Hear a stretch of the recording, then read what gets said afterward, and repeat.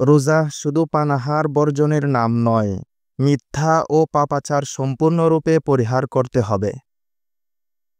রমজানের দায়িত্ব ও কর্তব্য কেবল উপবাস থাকা আর তারাবির নামাজ আদায়ের মধ্যে সীমাবদ্ধ নয়। পানাহার বর্জনের পাশাপাশি একজন রোজাদারকে সকল পাপাচার থেকেও দূরে থাকতে হবে।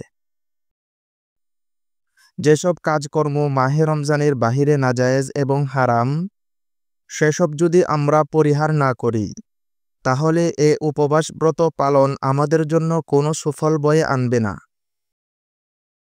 এ ব্যাপারে হাদিস শরীফের দ্ব্যর্থহীন বাণী হল, হযরত আবু হুরায়রা রাদিয়াল্লাহু তাআলা আনহু থেকে বর্ণিত, রাসূলুল্লাহ সাল্লাল্লাহু আলাইহি ওয়াসাল্লাম বলেন, যে ব্যক্তি রোজা রেখেও মিথ্যা বলা ও মিথ্যাচার পরিহার করে না, তার পানাহার বর্জনে আল্লাহর কোনো প্রয়োজন নেই।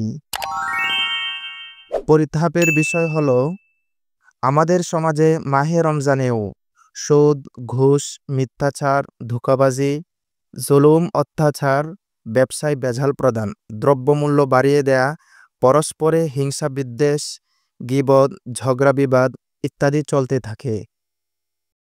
এছাড়া অশ্লীল ছায়াছবি, রাজপথে নারীদের পর্দাহীন নির্লজ্জ চলাফেরা পবিত্র রমজানের পবিত্রতাকে মারাত্মকভাবে ক্ষুণ্ণ করে। আল্লাহ ভীরু সদিচ্ছাপূর্ণ মুমিনদের জন্য তা অস্বস্তিকর কারণ হয়ে দাঁড়ায়। সিয়ামের কাঙ্ক্ষিত কল্যাণ লাভের পথে তাদের যাত্রা বাধাপ্রাপ্ত হয়। আসুন, আমরা সিয়ামের উপবাসব্রত পালনের পাশাপাশি সকল পাপাচার হতে সযত্নে নিজেকে বাঁচিয়ে রাখার চেষ্টা করি। অন্যথায় অনাহার ব্রত আমাদের জন্য কাঙ্ক্ষিত সুফল বয়ে আনবে না।